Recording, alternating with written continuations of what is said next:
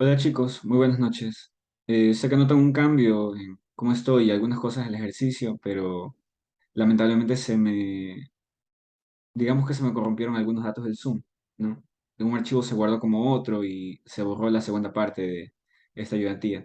Así que la estoy grabando de nuevo. Y bueno, voy a tratar de explicarla igual de la misma forma detallado, al menos este segundo ejercicio que fue el principal que se ve el afectado. Entonces, bueno, espero también que no tengan ningún problema y comprendan. Bueno, continuando.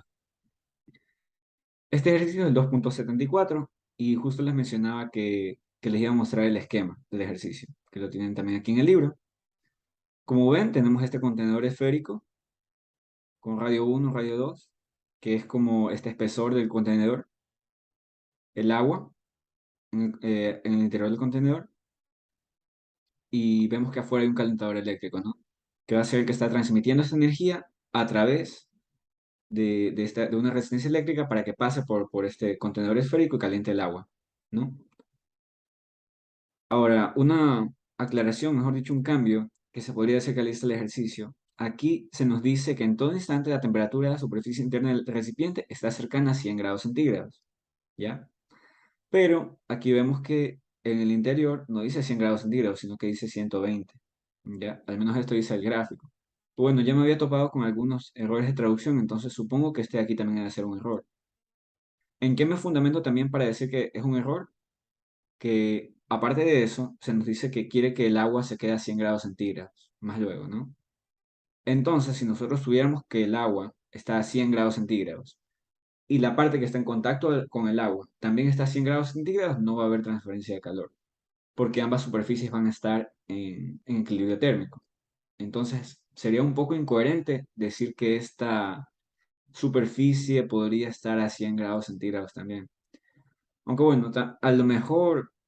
Y hay una variación mínima que el agua esté a 100 y la superficie esté a 100.11 y aquí dice que es un aproximado, pero vamos a tomarla como 120 porque yo creo que es un error por lo que les digo aquí de que no es la misma cantidad y por lo de que es menos lógico que, que haya tanta transferencia de calor si la diferencia de temperatura no es significativa. Así que vamos a tomar esta superficie interior como 120, ¿ya? Ahora, primero se nos dice que expresemos la ecuación diferencial y las condiciones de frontera para la conducción unidimensional de calor en estado estacionario a través de este recipiente, ¿ya? Este es el ejercicio que teníamos aquí en la pizarra. Como ven, vamos a establecer las condiciones de frontera. La primera, o mejor dicho, primero establecer la ecuación diferencial. Aquí, la ecuación diferencial, como vemos, se nos simplifica el término de generación de energía porque realmente dentro del sólido y en la conducción no hay generación de energía, ¿ya? Vamos a tener una transferencia de calor que viene de afuera, pero no lo consideramos como tal, como que el sólido es el que está generando energía. Si el sólido fuera una resistencia como tal, si el sólido fuera un componente químico que está cambiando y es una reacción exotérmica y genera energía, ahí existe ese término. O también si es un componente radioactivo que va decayendo y va generando energía conforme se va convirtiendo, también en ese caso podría generar energía. Como tal, dentro de este sólido que vendría a ser este cascarón esférico, no tenemos generación de energía. Solo tenemos una transferencia que es fruto de esta resistencia, ¿no? Ahora, por eso mismo se simplifica el valor de la generación de energía. Y el término que queda a la derecha, si recuerdan, es el término de la variación de la temperatura con respecto al tiempo. Ya que vemos que este ejercicio ya se encuentra en estado estacionario, ¿no? Lo que nos dice aquí, como se encuentra ya en estado estacionario, quiere decir que no va a haber una variación de la temperatura con respecto al tiempo. Por lo cual también podemos simplificar ese término, ¿ya? Y así nos queda esta ecuación diferencial. Ahora, lo siguiente, para establecer las condiciones de frontera, ¿qué sabemos nosotros de los datos? Sabemos dos cosas. Una de ellas es que la temperatura interior está a 120, ¿ya? Eso lo podemos definir como una condición de frontera, como ya hemos visto. Y también sabemos que la conducción de calor va a estar dada solamente por la generación de calor que va a estar afuera, ¿ya? Por ese calor que va a ser traspasado a través del cascarón esférico, ¿no? Entonces, aquí tenemos esa primera condición de frontera. Cuando el radio es igual a 1, la temperatura es igual a 120. Y la segunda condición de frontera, que vendría a ser esto, menos K, que es la de la conducción. El único calor que vamos a tener va a ser por conducción. Tenemos esto entonces, ¿no? Que esa es la ecuación de la conducción. Y esto va a ser igual a un flujo de calor por unidad de área, ¿no? Este flujo de calor va a estar dado por los 400 watts que son producidos. Bueno, en realidad son producidos 500 watts, pero el ejercicio nos dice que de esos 500 watts, este cascarón esférico está aislado, ¿ya? Por lo cual, de esos 500 watts, un 10% del calor generado se pierde a través del aislamiento. Entonces, como solo tenemos un 90% que es absorbido, nosotros en realidad vamos a tomar solo 450 como la cantidad que está siendo absorbida, ¿ya? Bueno, yo aquí directamente calculé esta transferencia de calor por unidad de área para ya tener este valor y más luego no tener que calcularlo, ¿no? Porque ya lo podemos calcular. Primero, ¿cuánto calor se transfiere? Lo que yo les había dicho, el 90% de 500, que es el 450. También pueden reemplazarlo aquí. Y el área, que el área del cascarón esférico, como ya saben, es 4pi por el radio al cuadrado, ¿no? Como es el radio de afuera, utilizamos 0,41. En metros lo estamos utilizando. Para que aquí nos queden unidades del sistema internacional, ¿no? Al resolver esto, nos da que es 213,03 watts por metro cuadrado. ¿Ya?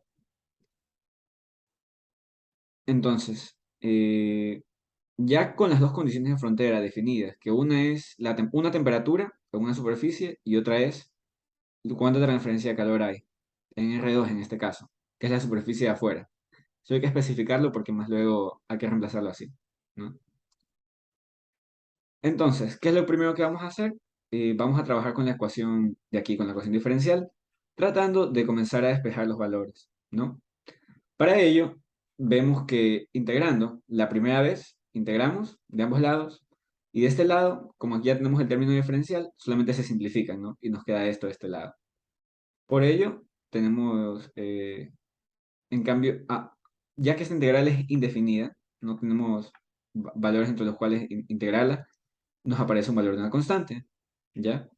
El cual, eh, bueno, el cual vamos a obtener en un momento, ¿ya?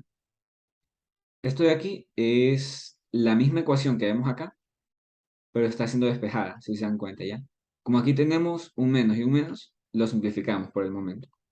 Y pasamos esta acá a dividir para que ya tengamos esta expresión. Esta expresión nos va a ser útil más luego para determinar una de las constantes, ¿ya? Ahora, primero, para nosotros encontrar C1, lo que vamos a hacer es utilizar una de las condiciones de frontera que tenemos. ¿Cuál es esa? Justamente esta de aquí, ¿ya? Para ello, vamos a decir que el radio es igual a R2, ¿ya? Como el radio es igual a R2, quiere decir que este factor de aquí ya no va a ser dt de R, sino que va a ser dt de R2 de R, ¿ya? Y este R tampoco va a ser R, sino que va a ser R2, ¿ya? Entonces, ¿qué pasa con esto? Como nosotros tenemos esto, que es exactamente igual a esto, por eso está así con el cuadradito rojo, podemos reemplazar este QS sobre K aquí, y tiene sentido, ¿ya? Como ven, esta R se vuelve R2 al cuadrado, porque ya está cuadrado, siguen aquí. En esta ecuación diferencial ya está cuadrado. Y QS sobre K lo reemplazaríamos. Reemplazamos esto en el valor de aquí y ya tenemos que C1 es igual entonces a R2 al cuadrado por QS sobre K, que es lo que tenemos aquí. ¿Ya? Así obtenemos la primera constante, la constante 1. ¿Ya? Ahora, tal y como hacíamos en los otros ejercicios, ahora nos va a tocar venir de nuevo venir a integrar ambos lados, ¿no? Integramos, vamos a pasar este R2 a dividir, como encontramos aquí, y luego integramos ambos lados, ¿no? Para integrarlos, como aquí ya tenemos el término que es DDR, solamente lo podemos como que simplificar y ya tenemos la temperatura en función del radio, ¿no? Ya la variable como tal. Y ahí en cambio, al integrar, este de aquí, bueno, este en realidad es R a la menos 2 por leyes exponentes. Entonces para integrarlo, le sumamos 1 y es menos 2 más 1 es igual a menos 1. Por eso ya solamente queda acá ya sin exponente. Menos uno por ley de exponente se va al denominador. Y como lo tenemos que dividir para menos uno, también ese número por... Bueno, esta es una integral realmente simple, pero bueno, ya nos queda este valor de menos acá, ¿ya?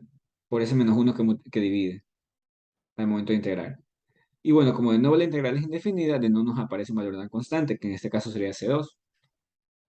Y ya se pueden imaginar, ahora yo para poder encontrar este C2 voy a tener que reemplazar otra condición de frontera. En este caso, la que conozco aquí, que es que la temperatura en el radio 1 es 120.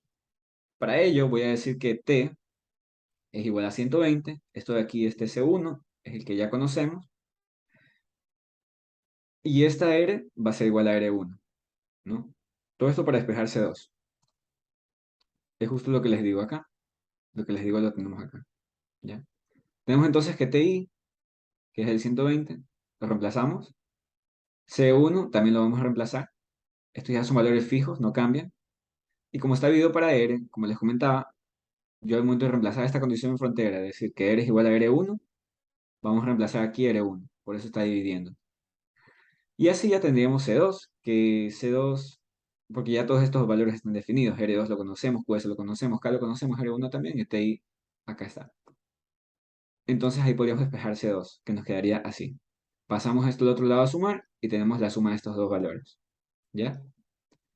Ahora, ya teniendo los dos valores de frontera, nosotros ya podemos reemplazar estos dos valores en la ecuación diferencial, ¿no? Acá está. Reemplazamos estos valores, como ven, esta es la ecuación diferencial que nos quedó, y C1 lo ponemos aquí, C1 que ya habíamos encontrado, lo reemplazamos aquí dentro, y como ven, este C2 también lo reemplazamos aquí. Que bueno, aquí los puse en el orden contrario porque lo estaba pasando, ¿no? Pero bueno, si ustedes pueden, mejor pónganlo en el mismo orden para que no haya ninguna complicación. Da igual, de cualquier forma. Y como ven, es el mismo, ¿no? Ahora, ya teniendo esta ecuación, podemos ver que estos términos son bastante similares. Así que si queremos, podemos hacer un factor común que sea de QS R2 al cuadrado sobre K. Haciendo factor común, aquí afuera, como ven, vemos que de un lado nos queda 1 sobre R1 positivo, que es debido a lo que nos sobra, que sería este 1 sobre R1. Y de este lado acá nos sobra un menos y un 1 sobre R, el cual tenemos acá. Y Ti, que también es el valor conocido, que es la temperatura en la superficie, ¿no? Ahora, ¿qué vamos a hacer? Ya queremos saber exactamente cuál va a ser la temperatura en la superficie. Mm, Exactamente, ¿qué es esto? Ah, ya, ya. Lo que ven aquí es la misma ecuación que tenemos aquí arriba, pero ya los valores reemplazados, ¿no? Ti, que lo quise poner ya adelante, que es el 120. El QS, que ven acá, que ya calculamos por suerte, como les decía, 213,03 watts sobre metro cuadrado. El 0,41 que está en metros, ahora en metros cuadrados, que como les digo, es el radio 2 al cuadrado, el que está aquí, 41 centímetros. Y lo dividimos para acá, que es la conductividad, que también es un valor que nos da el problema. ¿Ya? No estoy seguro si está en la otra grabación, en la que les decía. Bueno, y aquí 1 sobre R1, que el radio 1 es 40 centímetros, como ven aquí, menos 1 sobre R, que este sí es el valor de la variable. Ya aquí nosotros podríamos conseguir la temperatura en cualquiera de los puntos del espesor, ¿ya? El espesor tampoco es que es tan espeso, no es como 1 centímetro de espesor, ¿no? Pero si quisiéramos, en realidad hay particiones infinitas en este espesor. Entonces, si quisiéramos, podemos multiplicarlo por 0,405, 407, 409 y vamos a conocer la temperatura en ese punto, ¿ya? Ahora, creo que lo primero que hice fue reemplazar el 0,41 aquí, perdón, el 0,4 aquí.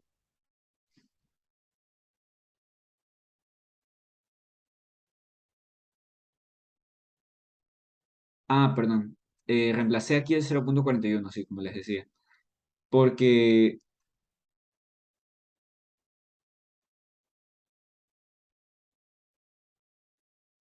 porque lo que quiero yo es obtener la temperatura en el radio 2, que es la parte de afuera. Como ven, yo conocía la temperatura del radio interior, que era 120, pero en el radio de afuera no lo conocía, ¿ya? Como no lo conocía, lo que hago es reemplazar el 0,41 en la expresión. Y me da este valor de aquí, ¿ya? Este de aquí. Ahora, este valor de aquí, no sé, lo que también les decía en la clase, ¿les parece lógico o no les parece lógico? Tenemos que es ligeramente más caliente que la temperatura de adentro, ¿no? Y esto tiene sentido, porque es la que está directamente en contacto con este calentamiento, ¿no? Si este está en contacto directo con el calentamiento, obviamente la parte de afuera va a ser más caliente. Y la parte de adentro, como en cambio está cediendo calor hacia el agua, porque ya luego nos dice que hay un flujo constante de agua, como está cediendo calor hacia el agua, tiene sentido que tenga una temperatura ligeramente menor, ¿ya? Entonces ahí vamos viendo que los resultados tienen algo de sentido. También vemos que la diferencia es ínfima. ¿Por qué es ínfima? Porque en realidad el espesor que tiene es de 1 centímetro, es un espesor muy corto, ¿ya? Entonces, si tuviéramos un espesor muy corto de un metal, que creo que nos dice que el cascarón es de un material metálico, ¿no? Bueno, no se nos dice exactamente de qué material es, ¿no? Pero nosotros podemos asumir que es un material metálico o algo parecido a un material metálico. Entonces, ha tenido buena conductividad, vemos que es 1,5 watts por metro, ¿no? Entonces, vemos que, lógicamente, si tuviéramos no podríamos tener una variación altísima de temperatura. Por ejemplo, si afuera tuviéramos 130 grados centígrados, de verdad nos van a decir que este cascarón de un espesor de 1 centímetro tiene tanta diferencia de temperatura de adentro hacia afuera. Podría ser, pero si realmente hubiera un flujo de calor mucho más grande o si la conductividad fuera muy, muy mala, tanto como si fuera un aislante, ¿ya? Pero si nosotros lo que queremos es transmitir calor hacia adentro, no tiene sentido que pongamos un aislante. Entonces, en ese sentido, vemos que tiene algo de sentido, es coherente, ¿ya? Vemos un perfil de temperaturas que está así, 121,45, 120 en la parte de adentro y 100 del fluido de agua. Entonces, ya vemos ahí un perfil de temperatura que es coherente, ¿no? Si nos hubiera salido una cantidad inferior a los 120, veríamos que no tiene sentido y algún signo pusimos mal en el trabajo, en el cálculo del ejercicio. Entonces, por ahí vamos viendo que es un resultado coherente, podemos darlo como bueno. Ahora, eh, el ejercicio nos pide otra cosa. Como ven, lo primero que nos pide es lo de la ecuación diferencial, las condiciones de frontera, ¿ya? Ahí con eso ya tienen esos puntos. Eso es lo que vimos, estas tres cosas aquí. Ecuación diferencial, condición de frontera uno, condición de frontera 2. Perfecto, listo. Para el punto B nos dice, obtenga una relación para la variación de temperatura en el material del recipiente resolviendo la ecuación diferencial, ¿no? Y eso es justo lo que hicimos. Esto de aquí, de resolver la ecuación diferencial y ya saber, ya tenerla en función del rayo para obtener la temperatura en cualquier punto, lo que les decía. Y por último nos dice, evalúe la temperatura de la superficie exterior del propio recipiente, ¿ya? Que determinemos cuánta agua a 100 grados centígrados puede suministrar este tanque de manera estacionaria. Si hay un flujo que entra de agua fría a 20 grados centígrados.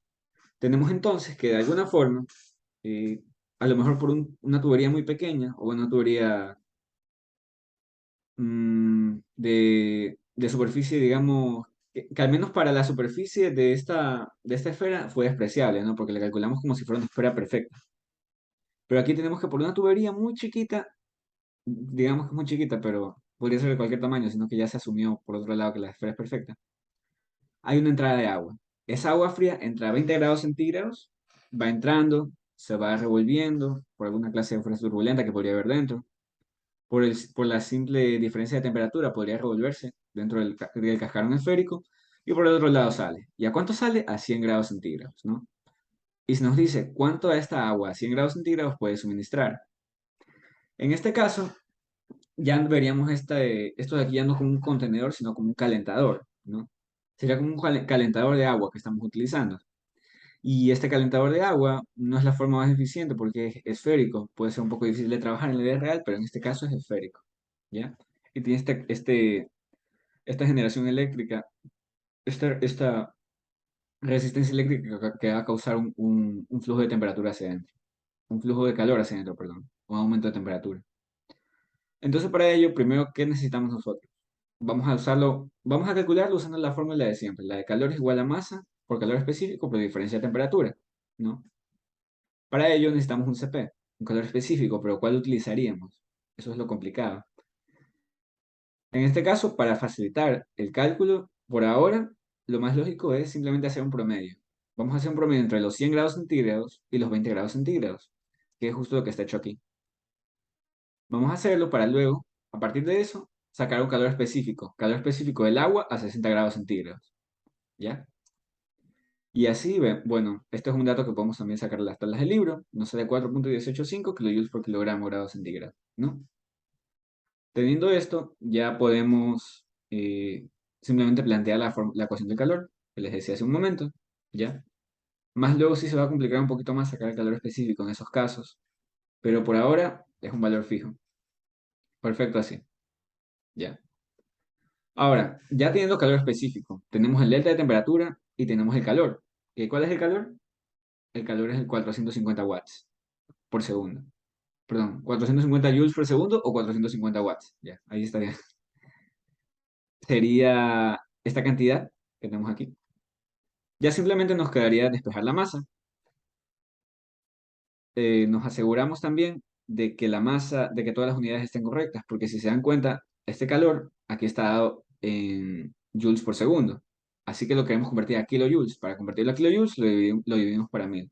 Nos queda 0,45 o 0,450 kilojoules por segundo, que es lo mismo que kilowatt. ¿Ya? Calor específico reemplazamos, diferencia de temperatura reemplazamos, y al resolver vemos que nos queda una cantidad que vendría a ser en kilogramos, porque kilojoule se va con kilojoule, grados centígrados se va con grados centígrados, entonces nos quedaría en kilogramos por segundo, si se dan cuenta. Y es una masa realmente muy pequeña, ¿no? Vemos que es como 1,34 gramos de agua por segundo. O bueno, también lo convertí a horas para que se vea más significativo, que es 4,8387. Que como saben, ya en una hora hay 3600 segundos. Hay que multiplicarlo por 3600 nomás. Y bueno, así tendríamos entonces este calor. Ahora, ya analizándolo, no sé qué les parece a ustedes. ¿Les parece mucho calor? Perdón, mucha agua, poca agua. Tiene sentido en realidad que sea poca agua, porque en realidad la cantidad de calor que se está suministrando es poquito. Es 0,450 kilojoules por segundo, ¿ya? Y vemos que el agua necesita, para calentarse, 4,185 kilojoules. ¿Ya? Es todo esto para que un kilogramo varíe un grado centígrado, ¿ya? Ahora, si nosotros queremos que varíe como 60 kilogramos, como como 80 grados centígrados, es hartísimo el calor que tenemos que suministrarle al agua, ¿no?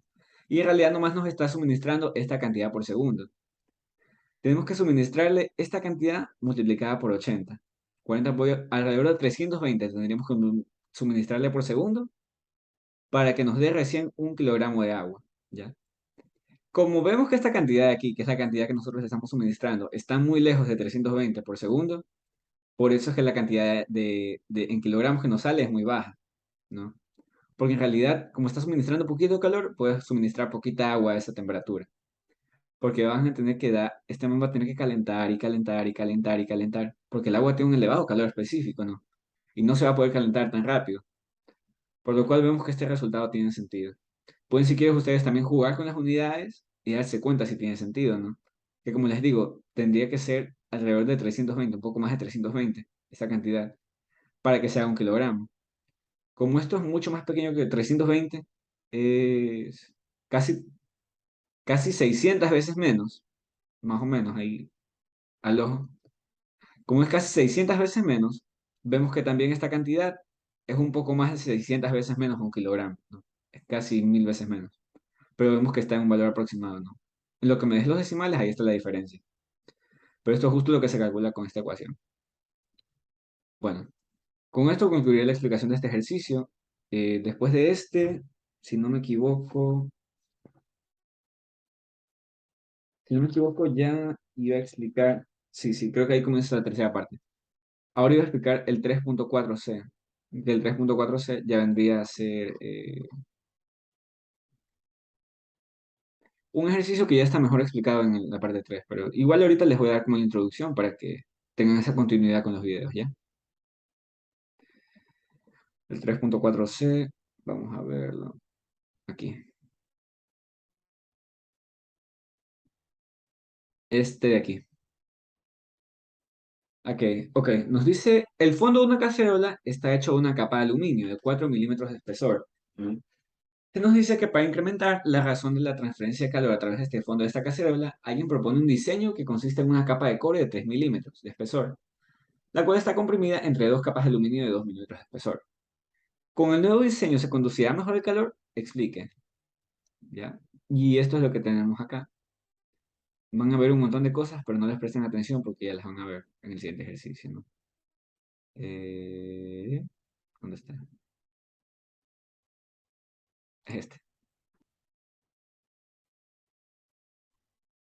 Ya. Aquí vamos a tener entonces como que dos sistemas, ¿ya? Por un lado, va a estar este sistema que nos dicen que va a ser el que ya está, que nos dice que tenemos una capa de aluminio de 4 milímetros de espesor, ¿no? Va a haber una transferencia de calor a través de esto, que va a ser 4 milímetros. Y el calor va a viajar de abajo hacia arriba, ¿no? Va a viajar a lo mejor aquí por convección, conducción, aquí fijo, conducción, porque es una superficie sólida, y va a viajar para acá, ¿no? Tenemos esta transferencia de calor. Pero nos dice que queremos incrementar la razón de transferencia de calor. Eso es lo que nos indican, ¿no? ¿Cómo lo vamos a hacer? Con el diseño que le vamos a añadir una capa de cobre en medio, de 3 milímetros. Si este mide 4, ahora lo que se quiere hacer es que haya, voy a poner aquí abajo ya, que haya una capa que mida 2 centímetros, una capa que mida 2 centímetros, y ahora va a haber una capa de 3 milímetros de este cobre, y luego va a estar la otra capa, ¿no?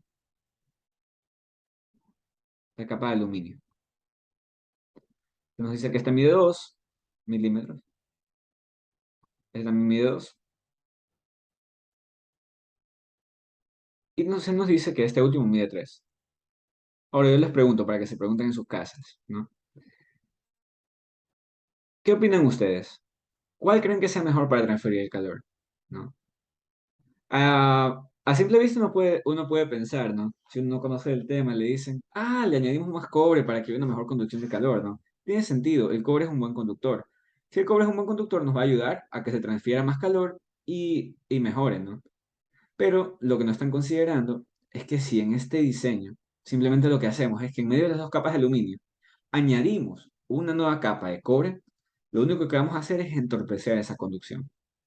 ¿Por qué? Porque este calor que ahora tenía que pasar por una capa de 4 milímetros, ahora tiene que pasar por una capa de 4 milímetros, que son las mismas que están aquí, son las mismas, y adicional una capa de cobre, ¿no?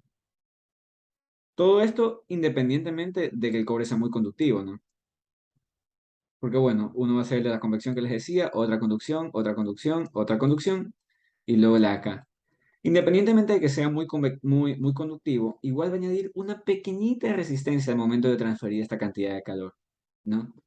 Entonces, ya sabiendo esto, vemos que hacer esto no tiene ninguna clase de sentido, para nada. Porque el calor tendría que pasar a través de otra capa adicional, independientemente de lo que sea esa capa, aunque sea infinitamente conductiva. Bueno, ya si fuera infinitamente conductiva, la resistencia sería cero, ¿no? Pero nada es infinitamente conductivo en la realidad. Entonces, como nada es infinitamente conductivo, va a tener una pequeñita resistencia que va a añadirse. Y aquí es donde comenzamos a hablar ya de la teoría de la resistencia. Que si no me equivoco, eso ya se les explico bien en el video que sigue, que sí fue el que grabé ese día de la clase ya. Igual, ahorita voy a dar como una pequeña introducción, si luego como que se repite un poco, ya pues disculpen por eso, pero igual, con que tengan más información, mejor. Esto es la teoría de las resistencias, entonces ahora nos va a servir para que nosotros podamos actuar en esta clase de situaciones, ¿no? Esta clase de situaciones en las que nos topemos ya no con una sola capa, sino con varias capas de muchas cosas. Porque esta teoría de las resistencias es útil en ese sentido, ¿ya? Que nos permite que nosotros podamos evaluar sistemas como este y decir, ¿cuál es mejor? ¿Cuánto calor se transfiere? Esto de la teoría de las resistencias es útil también porque nada es realmente como una superficie sólida en la vida real, ¿no?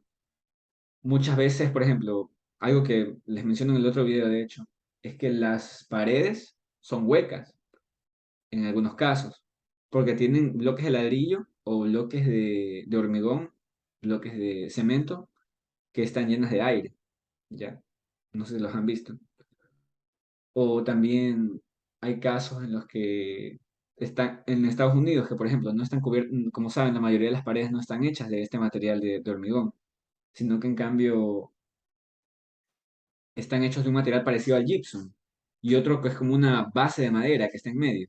Sí han de haber visto que a veces se ven los Simpsons o en otros lugares, cómo son las paredes allá en Estados Unidos, tanto que a veces uno les da un golpe y las atraviesa. Es porque son una capa de diversos materiales, ¿no?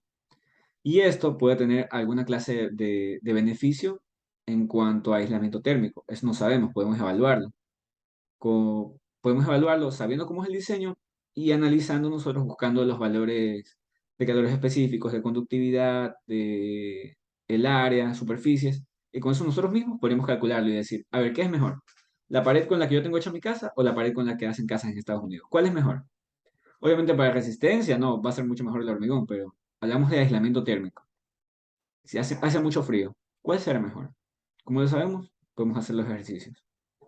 Bueno, ya les explico esto un poco más las resistencias en el siguiente video, ¿ya? Y bueno, muchas gracias y también gracias por su comprensión y por su atención, ¿ya? Cuídense. Hasta luego.